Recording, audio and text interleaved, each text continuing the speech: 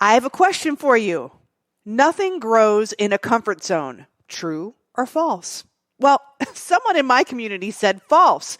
BS grows in a comfort zone. So stick with me for today's episode where we're going to talk about what it really is that we're cultivating when we choose to stay in our comfort zone. The following was recorded in front of a live studio audience at the Studio 21 Podcast Cafe. This is the United Podcast Network. Welcome to Rat Race Reboot. I'm your host, Laura Noel. And as a certified coach and former 27-year military leader, each week I provide bite-sized mindset pivots that will help you reset your mind, reawaken your spirit, and regain your control. Hello, everyone, and welcome. I thought that was a really great answer. So this was somebody in one of my Facebook communities, and he said false. BS grows in a comfort zone. And I thought about that, and he's right. And what he means by BS is our paradigms, our programming, our mental programming, those false beliefs that keep us stuck in our comfort zone. Think about it. If you are going to make a decision toward moving in a direction, toward a goal, and you hesitate, you leave a lot of space in there for the fear to fester and grow, for the indecision to grow. You're stuck in analysis paralysis. Those are all of your BS thoughts and thinking that's keeping you stuck. So when you don't move, all of that grows. When you choose not to break through, and you've heard me talk about the terror barrier, when you choose not to break through that terror barrier, that paper thin piece of fear that's standing in your way, when you crash through it and get to the other side, you realize how tissue paper thin that fear really was. But when you choose to sit there in your comfort zone, all of the fears and worries and doubts just seem to grow. And here's the interesting thing. When we choose to not take action, I'm going to think about it a little bit more, we're training our brain to continually do that. We're training our brain to not break through the fear. We're training our brain to make excuses and to grow more excuses and more excuses. And, before we know it, we get really good at quitting.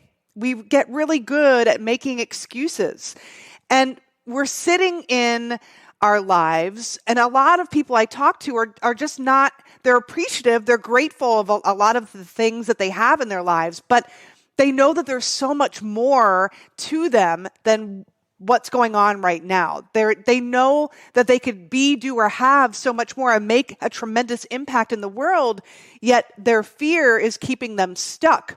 They're not satisfied.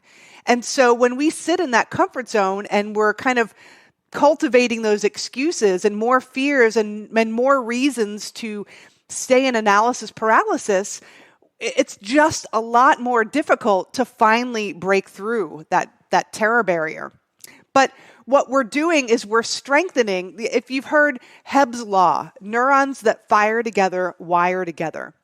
So when we say, all right, I'm going to make space. I'm talking to a lot of high achievers here on this show.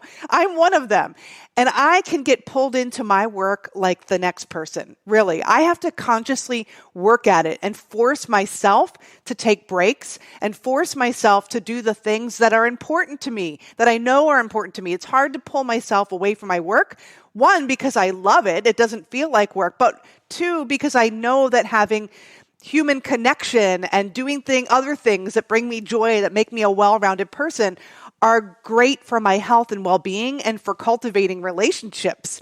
But when we continually say to ourselves, okay, I'm going to create space, I'm going to go to that ball game, or I'm going to go to that dinner, I'm going to go to that event, or I'm going to go on that trip with my friends or my significant other. I'm going to make the space, and then something comes up and we don't do it. What we're really doing is we're strengthening those neural pathways that keep us creating the same results over and over and over again. So what it requires from you is to make a decision that you're not going to let your brain lead you, that you're going to use your mind and you're going to think and you're going to be the leader of yourself no matter the circumstances. Now, when you're creating a change in mindset, it requires a change of habit. And it's not enough to simply change your behavior. So you could say in this circumstance, I'm going to go on the trip, and you force yourself to go on that trip. Great, you did it one time, but you didn't change a habit. It requires repetition of a new idea and the action to form a new habit. So when you do that one time, when you push away from your desk and you do something different, you are forming new neural pathways, but they're not really grooved in yet. If you think about, like I think about this one path that I used to walk from and through when I would walk from my house to the beach in Kailua, Hawaii. And I miss that place. It's raining today. And the path was really worn out. And you could see where hundreds of thousands of people would use that path to go from the park to the beach. But sometimes I would have my dogs with me and I would want to carve out a new path. And so I would put my footprints on the grass leading to the sand, and it would carve a new pathway. Now, if I didn't go back there the next day, the grass would kind of spring up again and you wouldn't see where I had previously stepped. Well, think about neural pathways as the same kind of thing as that path that you're walking on. So your habitual behavior is like that worn out groove, that path that you're walking through day in and day out. But you want to make a new decision. You want to create the life that you've dreamed of. You want to have space. You want to be more effective in less time so that you can enjoy the work you're doing and enjoy the relationships that mean so much to you and pursue your passions. So that's going to require you to get off of that well-worn path and carve a new one.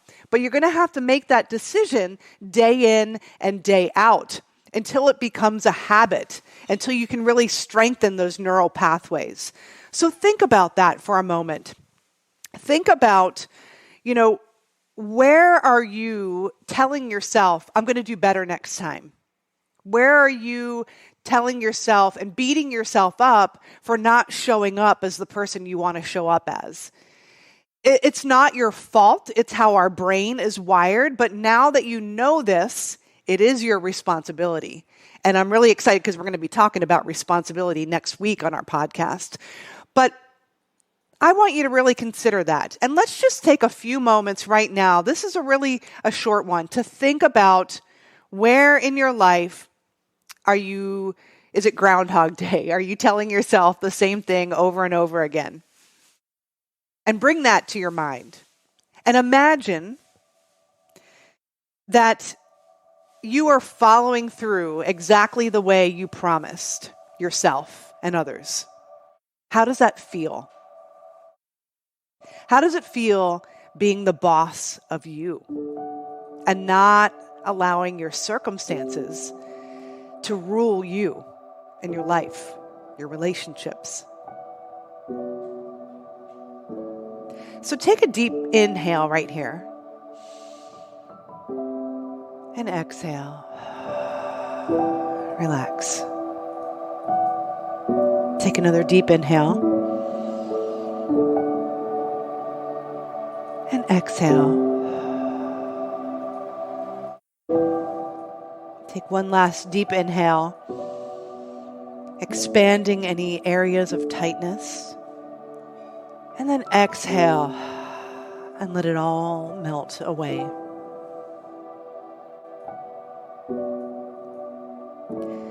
Imagine you are following through exactly the way you promise yourself and others.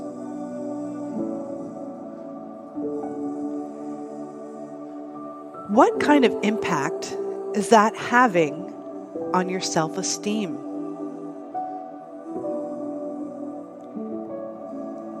How is it impacting your family to see your bright and shining face at that game or that school play? Or celebrating that important milestone with somebody you love? Bring them to mind seeing their face light up as you are not only there, but you're present in the moment and fully enjoying. And I want you to sit with that image for a moment.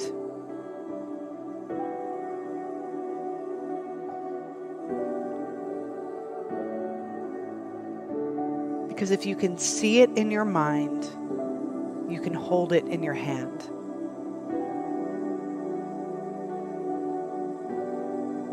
This is meant for you. And you will never seriously want something that you cannot have.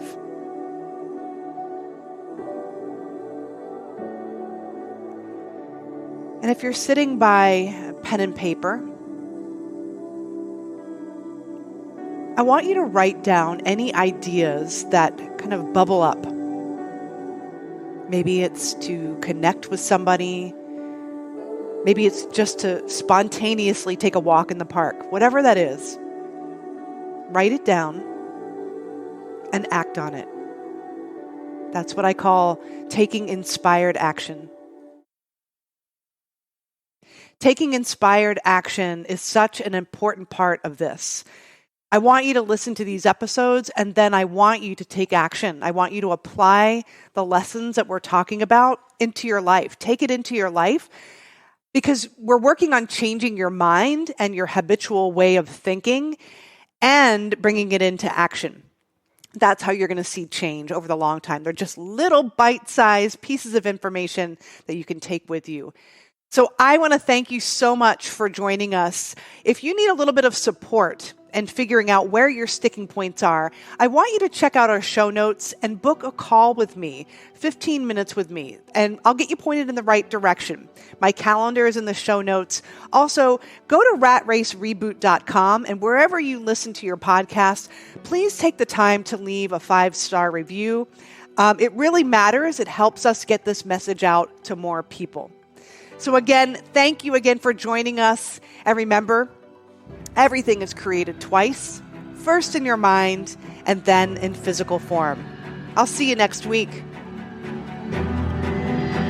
The views and opinions expressed by the hosts, guests, or callers of this program do not necessarily reflect the opinions of the Studio 21 Podcast Cafe, the United Podcast Network, its partners, or affiliates.